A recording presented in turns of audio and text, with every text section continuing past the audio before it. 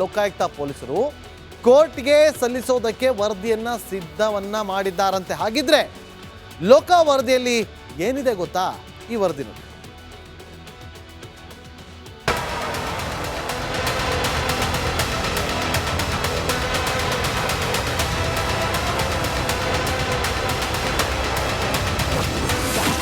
ಮೂಡ ಬ್ರಹ್ಮಾಂಡ ಭ್ರಷ್ಟಾಚಾರ ತನಿಖೆ ಮುಕ್ತಾಯ.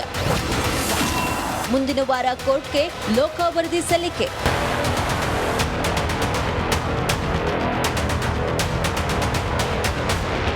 ಮೂಡ ಮೈಸೂರು ಮೂಡ ಸಿಎಂ ಸಿದ್ದರಾಮಯ್ಯ ಮತ್ತು ಕುಟುಂಬವನ್ನ ಕಾಡಿದ ಮೂಡ ಪ್ರಕರಣದ ತನಿಖೆಯನ್ನ ಲೋಕಾಯುಕ್ತ ಪೊಲೀಸರು ಮುಗಿಸಿದ್ದಾರಂತೆ. ಸದ್ಯ ಮುಂದಿನ ವಾರದಲ್ಲೇ ಲೋಕಾಯುಕ್ತ ತನಿಖೆಯ ವರದಿ ಜನಪ್ರತಿನಿಧಿಗಳ ಕೋರ್ಟ್ಗೆ ಸಲ್ಲಿಕೆಯಾಗಲಿದೆಯಂತೆ.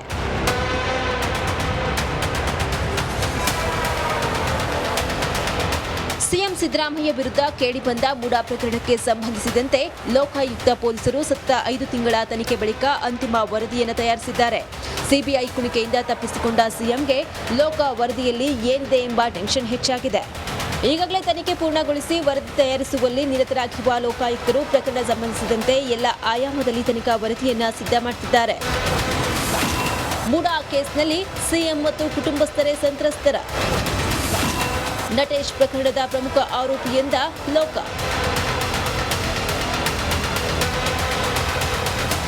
ಇನ್ನು ಸಿಎಂ ಪತ್ನಿ ಪಾರ್ವತಿ ಪಡೆದ 14 ಮೂಡ ನಿವೇಶನಗಳ ವಿಚಾರದಲ್ಲಿ ಸಿದ್ದರಾಮಯ್ಯ ಪ್ರಭಾವದ ಬಗ್ಗೆ ತನಿಖೆ ಮಾಡಿರುವ ಲೋಕಾಯುಕ್ತ ಪೊಲೀಸರು ಸಿಎಂ ಸಿದ್ದರಾಮಯ್ಯ ಮತ್ತು ಪತ್ನಿ ಪಾರ್ವತಿ ಅಮಾಯಕರು ಎಂದಿರುವುದಲ್ಲದೆ ಅವರೇ ನಿಜವಾದ ಸಂತ್ರಸ್ತರು ಎಂದು ವರದಿಯನ್ನ ಕೊಟ್ಟಿದೆ ಎನ್ನಲಾಗಿದೆ.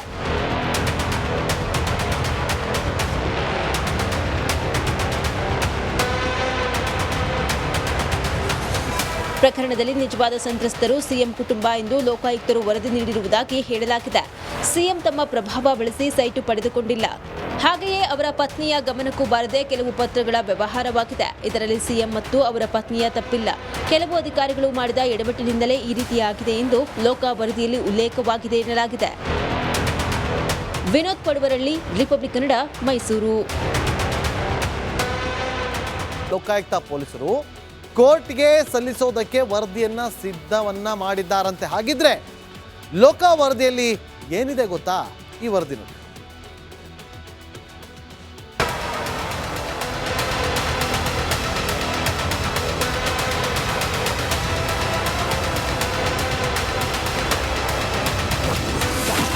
ಮೂಡ ಬ್ರಹ್ಮಾಂಡ ಭ್ರಷ್ಟಾಚಾರ ತನಿಖೆ ಮುಕ್ತಾಯ. ಮುಂದಿನ ವಾರ ಕೋರ್ಟ್ಗೆ ಲೋಕ ವರದಿ ಸಲ್ಲಿಕೆ.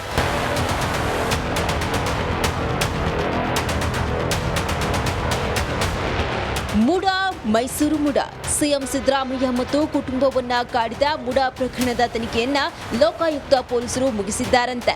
ಸದ್ಯ ಮುಂದಿನ ವಾರದಲ್ಲೇ ಲೋಕಾಯುಕ್ತ ತನಿಖೆಯ ವರದಿ ಜನಪ್ರತಿನಿಧಿಗಳ ಕೋರ್ಟ್ಗೆ ಸಲ್ಲಿಕೆಯಾಗಲಿದೆಯಂತೆ.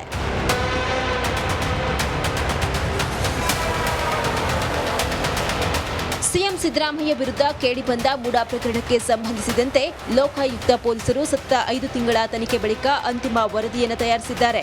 ಸಿಬಿಐ ಕುಣಿಕೆಯಿಂದ ತಪ್ಪಿಸಿಕೊಂಡ ಸಿಎಂಗೆ ಲೋಕ ವರದಿಯಲ್ಲಿ ಏನಿದೆ ಎಂಬ ಟೆನ್ಷನ್ ಹೆಚ್ಚಾಗಿದೆ.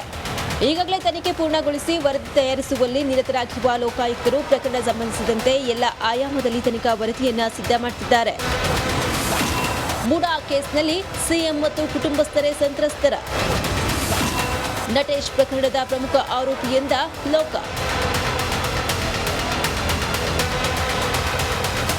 ಇನ್ನು ಸಿಎಂ ಪತ್ನಿ ಪಾರ್ವತಿ ಪಡೆದ 14 ಮೂಡ ನಿವೇಶನಗಳ ವಿಚಾರದಲ್ಲಿ ಸಿದ್ದರಾಮಯ್ಯ ಪ್ರಭಾವದ ಬಗ್ಗೆ ತನಿಖೆ ಮಾಡಿರುವ ಲೋಕಾಯುಕ್ತ ಪೊಲೀಸರು ಸಿಎಂ ಸಿದ್ದರಾಮಯ್ಯ ಮತ್ತು ಪತ್ನಿ ಪಾರ್ವತಿ ಅಮಾಯಕರು ಎಂದಿರುವುದಲ್ಲದೆ ಅವರೇ ನಿಜವಾದ ಸಂತ್ರಸ್ತರು ಎಂದು ವರದಿಯನ್ನ ಕೊಟ್ಟಿದೆ ಎನ್ನಲಾಗಿದೆ.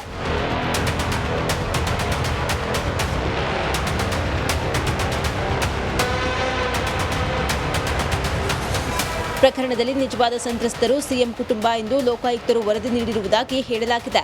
ಸಿಎಂ ತಮ್ಮ ಪ್ರಭಾವ ಬಳಸಿ ಸೈಟು ಪಡೆದುಕೊಂಡಿಲ್ಲ. ಹಾಗೆಯೇ ಅವರ ಪತ್ನಿಯ ಗಮನಕ್ಕೂ ಬಾರದೆ ಕೆಲವು ಪತ್ರಗಳ ವ್ಯವಹಾರವಾಗಿದೆ. ಇದರಲ್ಲಿ ಸಿಎಂ ಮತ್ತು ಅವರ ಪತ್ನಿಯ ತಪ್ಪಿಲ್ಲ. ಕೆಲವು ಅಧಿಕಾರಿಗಳು ಮಾಡಿದ ಎಡವಟ್ಟಿನಿಂದಲೇ ಈ ರೀತಿಯಾಗಿದೆ ಎಂದು ಲೋಕ ವರದಿಯಲ್ಲಿ ಉಲ್ಲೇಖವಾಗಿದೆ ಎನ್ನಲಾಗಿದೆ. ವಿನೋದ್ ಪಡುವರಳ್ಳಿ, ರಿಪಬ್ಲಿಕ್ ಕನ್ನಡ, ಮೈಸೂರು. ಲೋಕಾಯುಕ್ತ ಪೊಲೀಸರು ಕೋರ್ಟ್ಗೆ ಸಲ್ಲಿಸೋದಕ್ಕೆ ವರದಿಯನ್ನ ಸಿದ್ಧವನ್ನ ಮಾಡಿದ್ದಾರಂತೆ. ಹಾಗಿದ್ರೆ ಲೋಕ ವರದಿಯಲ್ಲಿ ಏನಿದೆ ಗೊತ್ತಾ? ಈ ವರದಿ ನೋಡಿ.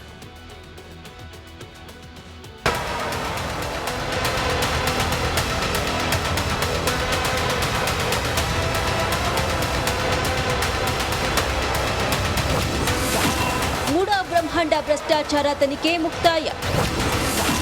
ಮುಂದಿನ ವಾರ ಕೋರ್ಟ್ಗೆ ಲೋಕ ವರದಿ ಸಲ್ಲಿಕೆ.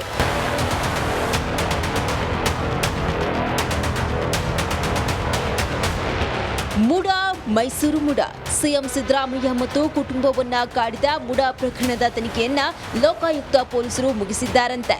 ಸದ್ಯ ಮುಂದಿನ ವಾರದಲ್ಲೇ ಲೋಕಾಯುಕ್ತ ತನಿಖೆಯ ವರದಿ ಜನಪ್ರತಿನಿಧಿಗಳ ಕೋರ್ಟ್ಗೆ ಸಲ್ಲಿಕೆಯಾಗಲಿದೆಯಂತೆ.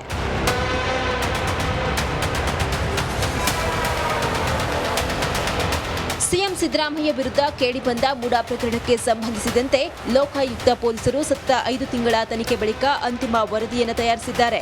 ಸಿಬಿಐ ಕುಣಿಕೆಯಿಂದ ತಪ್ಪಿಸಿಕೊಂಡ ಸಿಎಂಗೆ ಲೋಕ ವರದಿಯಲ್ಲಿ ಏನಿದೆ ಎಂಬ ಟೆನ್ಷನ್ ಹೆಚ್ಚಾಗಿದೆ. ಈಗಾಗಲೇ ತನಿಖೆ ಪೂರ್ಣಗೊಳಿಸಿ ವರದಿ ತಯಾರಿಸುವಲ್ಲಿ ನಿರತರಾಗಿರುವ ಲೋಕಾಯುಕ್ತರು ಪ್ರಕರಣ ಸಂಬಂಧಿಸಿದಂತೆ ಎಲ್ಲ ಆಯಾಮದಲ್ಲಿ ತನಿಖಾ ವರದಿಯನ್ನ ಸಿದ್ಧ ಮಾಡುತ್ತಿದ್ದಾರೆ. ಮುಡಾ ಕೇಸ್ನಲ್ಲಿ ಸಿಎಂ ಮತ್ತು ಕುಟುಂಬಸ್ಥರೇ ಸಂತ್ರಸ್ತರ. ನಟೇಶ್ ಪ್ರಕರಣದ ಪ್ರಮುಖ ಆರೋಪಿಯಿಂದ ಲೋಕ.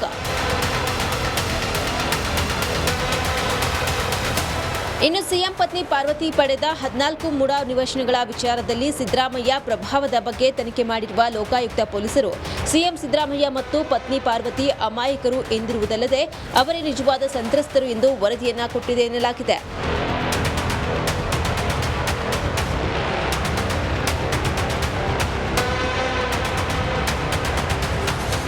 ಪ್ರಕರಣದಲ್ಲಿ ನಿಜವಾದ ಸಂತ್ರಸ್ತರು ಸಿಎಂ ಕುಟುಂಬ ಎಂದು ಲೋಕಾಯುಕ್ತರು ವರದಿ ನೀಡಿರುವುದಾಗಿ ಹೇಳಲಾಗಿದೆ.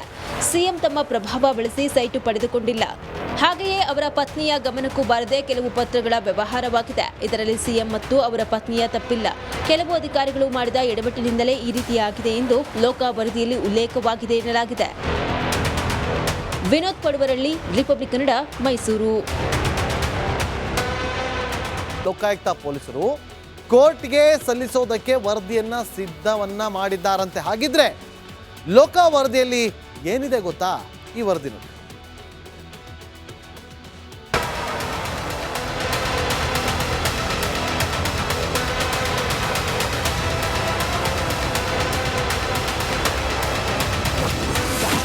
ಮುಡಾ ಬ್ರಹ್ಮಾಂಡ ಭ್ರಷ್ಟಾಚಾರ ತನಿಖೆ ಮುಕ್ತಾಯ. ಮುಂದಿನ ವಾರ ಕೋರ್ಟ್ಗೆ ಲೋಕ ವರದಿ ಸಲ್ಲಿಕೆ.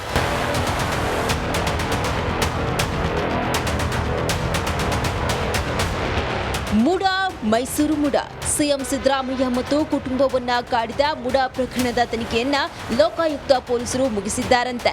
ಸದ್ಯ ಮುಂದಿನ ವಾರದಲ್ಲೇ ಲೋಕಾಯುಕ್ತ ತನಿಖೆಯ ವರದಿ ಜನಪ್ರತಿನಿಧಿಗಳ ಕೋರ್ಟ್ಗೆ ಸಲ್ಲಿಕೆಯಾಗಲಿದೆಯಂತೆ.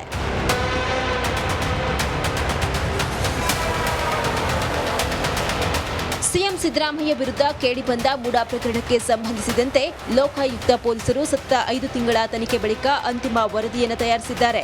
ಸಿಬಿಐ ಕುಣಿಕೆಯಿಂದ ತಪ್ಪಿಸಿಕೊಂಡ ಸಿಎಂಗೆ ಲೋಕ ವರದಿಯಲ್ಲಿ ಏನಿದೆ ಎಂಬ ಟೆನ್ಷನ್ ಹೆಚ್ಚಾಗಿದೆ.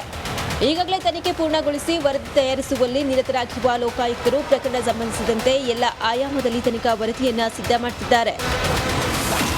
ಮುಡಾ ಕೇಸ್ನಲ್ಲಿ ಸಿಎಂ ಮತ್ತು ಕುಟುಂಬಸ್ಥರೇ ಸಂತ್ರಸ್ತರ. ನಟೇಶ್ ಪ್ರಕರಣದ ಪ್ರಮುಖ ಆರೋಪಿಯಿಂದ ಲೋಕ.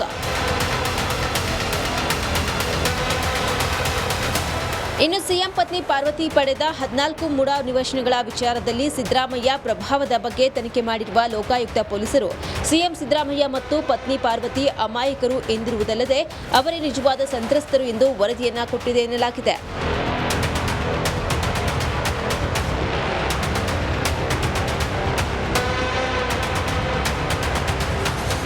ಪ್ರಕರಣದಲ್ಲಿ ನಿಜವಾದ ಸಂತ್ರಸ್ತರು ಸಿಎಂ ಕುಟುಂಬ ಎಂದು ಲೋಕಾಯುಕ್ತರು ವರದಿ ನೀಡಿರುವುದಾಗಿ ಹೇಳಲಾಗಿದೆ. ಸಿಎಂ ತಮ್ಮ ಪ್ರಭಾವ ಬಳಸಿ ಸೈಟು ಪಡೆದುಕೊಂಡಿಲ್ಲ. ಹಾಗೆಯೇ ಅವರ ಪತ್ನಿಯ ಗಮನಕ್ಕೂ ಬಾರದೆ ಕೆಲವು ಪತ್ರಗಳ ವ್ಯವಹಾರವಾಗಿದೆ. ಇದರಲ್ಲಿ ಸಿಎಂ ಮತ್ತು ಅವರ ಪತ್ನಿಯ ತಪ್ಪಿಲ್ಲ. ಕೆಲವು ಅಧಿಕಾರಿಗಳು ಮಾಡಿದ ಎಡವಟ್ಟಿನಿಂದಲೇ ಈ ರೀತಿಯಾಗಿದೆ ಎಂದು ಲೋಕ ವರದಿಯಲ್ಲಿ ಉಲ್ಲೇಖವಾಗಿದೆ ಎನ್ನಲಾಗಿದೆ. ವಿನೋದ್ ಪಡುವರಳ್ಳಿ, ರಿಪಬ್ಲಿಕ್ ಕನ್ನಡ, ಮೈಸೂರು.